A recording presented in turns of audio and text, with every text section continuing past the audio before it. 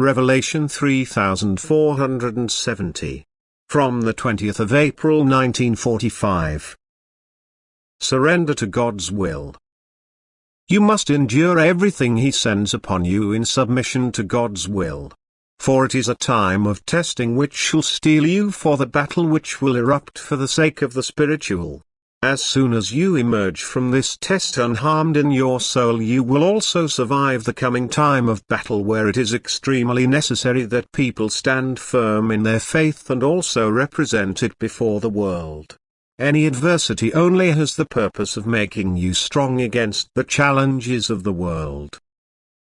You should lose all fear, always in faith in God, who stands by your side to help you, who gives you strength when you are in danger of becoming weak. This faith shall become firm and unshakable. You shall stand in the firm conviction that the world is powerless if God takes you into His care, and you shall feel it in your heart that He provides you with His loving care as soon as you only want to belong to Him, as soon as you want to serve Him and be active for Him in the last time before the end.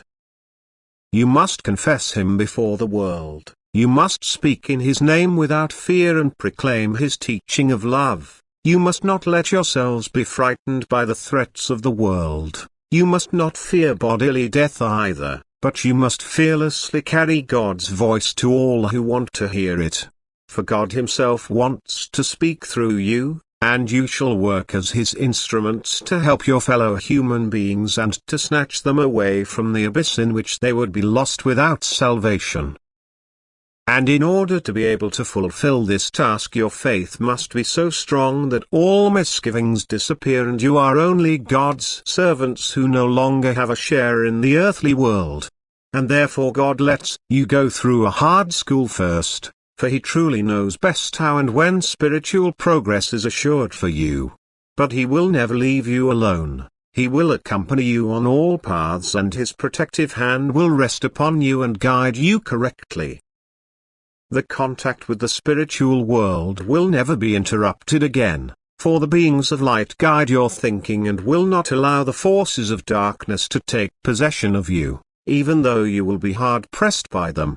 But standing under God's protection, you will be able to banish them and no harm will come to your soul. And therefore don't be afraid and recognize God's love even in the suffering and adversity of the time. He guides and directs you, and you can confidently entrust yourselves to His guidance, for He is your Father from eternity, who dearly loves His children. Amen.